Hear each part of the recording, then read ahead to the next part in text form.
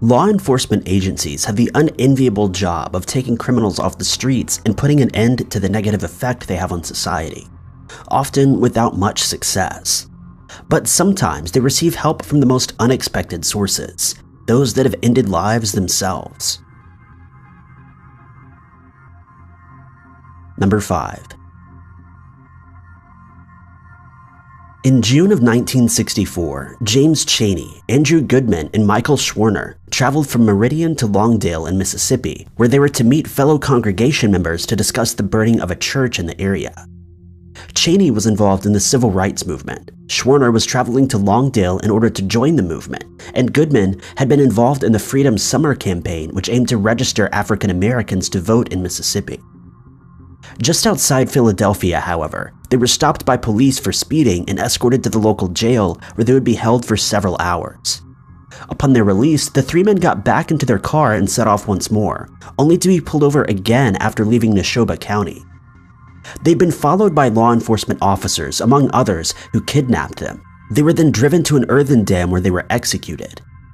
3 days later, their car would be discovered completely burned out, and a missing persons investigation was launched. Searches of the area were carried out by the FBI, local authorities, and 400 members of the U.S. Navy. Their bodies would be discovered 2 months later after it came to light that a certain Klan had been involved, along with members of the Philadelphia Police Department. But this would not have been possible if not for the assistance of Gregory Scarpa, a previous hitman for the Colombo crime family. The FBI had strong suspicions that the three men had met an untimely end, but had no idea where they might be. They decided that Scarpa might be able to use heavy-handed interrogation techniques that agents were not allowed to use to find out information that may lead to the civil rights workers. Scarpa was furnished with a firearm and money to be used in acquiring information, and he put it to good use, kidnapping Lawrence Byrd, who was a Klansman. He was taken to the Army base, Camp Shelby, where Scarpa proceeded to assault him and threaten his life by forcing the pistol into his mouth. Byrd gave up the information, and the agents were able to recover the bodies of the three men. Scarpa would assist the FBI once more in 1966 in another case involving a Klan member, but an argument over this reward would see the FBI drop him as an informant thereafter.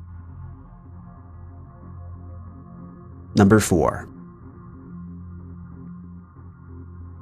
A man named Henry, whose last name is not known to the public, lived with his grandmother in El Salvador due to his parents relocating to the United States. Here, the notorious gang, MS-13, recruited him into their ranks and changed his life forever. During his time with the gang, he would witness many acts of violence and traumatizing cruelty that would shape his formative years. In order to be fully inducted into the gang, he would need to end a life or have his own taken instead. Henry was reluctant, so a fellow gang member placed his finger over Henry's and pulled the trigger. Later, he would take another life, again coerced into doing so under the threat of being killed himself. He'd then had enough of life in a violent gang and moved to Long Island, where he lived with his mother. MS-13 had members here too, and Henry was reminded that he would be a member for life, or pay dearly, and so he was forced to rejoin. Still looking for a way to better his life, he wrote a note to his English teacher, hidden inside one of his assignments. A week later, he was called to the principal's office, where he spoke to a police officer, George Politis, who was based at the school. Politis was accompanied by Angel Rivera, a homicide detective who was working with the FBI's Long Island Gang Task Force. Politis told Henry that if he wanted to help them, he could tell Rivera all that he knew and that the FBI would ensure his safety by providing him with a new identity and moving him far away from Long Island. Henry and Rivera would exchange text messages in which he supplied the FBI with information regarding the gang, leading to the arrest of two brothers who'd been involved in several killings carried out by the gang members. Not long after, Henry's trust would be betrayed and he was detained by Immigration and Customs Enforcement and jailed alongside those individuals whom he'd informed the FBI about. He was then deported back to El Salvador and eventually fled to Europe with the help of his lawyer. Number 3. Joe Valachi is credited with popularizing the term Casa Nostra, which is the term used by the Sicilian Mafia to describe itself. He was also the first member of the Italian-American Mafia to publicly acknowledge its existence in 1963. He started his criminal career in a gang known as the Minutemen, so called for their ability to execute smash and grab burglaries and escape within a minute. He would later serve time in Sing Sing thanks to his crimes committed during this time period. In 1930, he was inducted into the American Mafia, where he became a soldier in the Reina family and eventually served as a bodyguard to the self-proclaimed boss of all bosses, known as Salvatore Maranzano. He would do this until Maranzano was assassinated 5 months later. Thereafter, he served as a soldier for the Genovese family, headed by Charles Lucky Luciano. In 1953, a hit was ordered on mobster Stephen France by mob boss Vito Genovese, who had ordered France to supervise his wife while he was hiding in Italy. He became suspicious that his wife might have been having an affair and tasked Valachi with France's demise. Valachi lured France to a restaurant in the Bronx where his life was ended. 6 years later, Valachi was convicted on narcotics violation charges and he became an informant. He claimed to be testifying as a public service and that he wanted to expose the mafia because they had ruined his life, but some speculate that he'd hoped to receive protection from the United States government as part of a plea bargain, seeing him avoid the death penalty after ending the life of an inmate during his previous stint in prison, fearing that the man may have been ordered to kill him. He would later learn that he'd mistaken the man for someone else.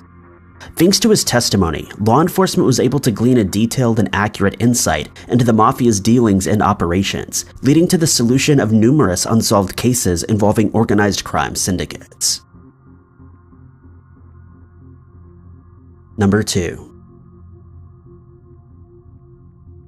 William Pfeiffer was a well-known member of the Hells Angels Motorbike Club. On January 15, 1971, he was attending a business meeting at the club's Richmond chapter, with a party following the meeting. The meeting was held at a clubhouse in El Sobrante and was attended by the club president Richard Barker, Junior Carter, Rollin Crane, Chester Green, Tom Shull, Charlie Baker, and other club members. Upon concluding the meeting, the party began with plenty of alcohol and narcotics making the rounds. At some point, Shull and Baker were instructed to buy more beer and whiskey, and Barker and Green decided to drug the drinks left behind by the two men. At around 6 a.m., Shull started to feel the effects of the drugs, becoming hysterical and paranoid. This prompted the others to play mind games with him, further exasperating his reaction to the narcotics. Shull became so violent that he had to be restrained, and Barker phoned another club member for some tablets that may calm him down. Numerous attempts were made to force Shull to drink the tablets, but he refused, spitting them out. Over the next 45 minutes, attempts were made to knock him unconscious, but to no avail. Barker then directed other members to tie Shull up and take him into one of the bedrooms. Just after 7:45 a.m., Pfeiffer checked on Shull only to realize that he'd passed away. Barker confirmed this after checking for himself. Realizing that Baker was to be a witness to the crime, Barker instructed that he be done away with as well. His orders were carried out, and the rest of the members proceeded to clean up any evidence that was left behind. On the following Monday, the two bodies were taken to a ranch, where Crane, Pfeiffer, Carter, and Green proceeded to bury the two men, with Barker keeping watch. In September of 1972, Pfeiffer met with a man named Frank Tisanero from the Pittsburgh Police Department and explained that he'd been diagnosed with throat cancer and only had about 6 months to live. Upon receiving his diagnosis, he decided that he wanted to live the rest of his life on the street and would require complete immunity in exchange for information on the activities that took place on the ranch. By turning into a state witness, he was not only able to avoid a murder charge, but lived the last of his days as a free man. Number 1. One of the most notorious serial killers of all time, Ted Bundy, was sentenced to death in the 1970s for killing at least 36 women. He was an exceptionally intelligent man with an IQ testing at 136, earning a bachelor's degree in psychology from the University of Washington. He would ultimately be executed for his crimes on January 24, 1989 by electrocution, but not before helping authorities solve a case involving another serial killer, Gary Ridgway, also known as the Green River Killer. Ridgway would frequent truck stops where he would pick up his victims and, after ending their lives, leave their bodies in wooded areas around the Green River, thereby earning his nickname. He would also make sure to leave cigarette butts and chewing gum at the crime scene in order to throw authorities off, often moving his victims from one location to another in order to create a false trail. To aid in the search for the killer, King County Sheriff's Office created the Green River Task Force, which included Robert Keppel and David Reichert, who would interview criminologists and psychologists in order to get a better understanding of the killer's motives. Then, in 1984, they decided to interview Ted Bundy. Bundy had been in jail for 6 years by this point, and they felt that he had a unique perspective on the case, being a serial killer himself. Keppel and Reichert would regularly interview Bundy, gaining valuable psychological insights into the thinking of Ridgway. During one of the interviews, Bundy suggested that the killer would most likely be prone to returning to the sites where his victims had been left, and suggested that they keep watch on any newly discovered sites and await the man's return, among other suggestions. Police were able to use Bundy's theories to collect samples and other evidence that helped them obtain an arrest warrant. Thanks to DNA evidence that was collected from the crime scenes, Ridgway was finally linked to the murders 20 years after committing his crimes, and he was suspected of ending the lives of 4 women. Spray paint was found at some of the crime scenes, and was also later found to be the same type that Ridgway used at work during the times of his crime spree, linking him to further murders. Ridgway was charged with 49 counts of murder, and he confessed to a further 23. He would eventually agree to provide police with locations of his victims, and in exchange, would receive life in prison instead of the death penalty. Thank you guys so much for watching. If you liked this video, be sure to click that like button. Also, don't forget to subscribe and click that notification bell to keep up to date with all of our future uploads. But I've been Ty Knotts, and I'll catch you guys in the next video.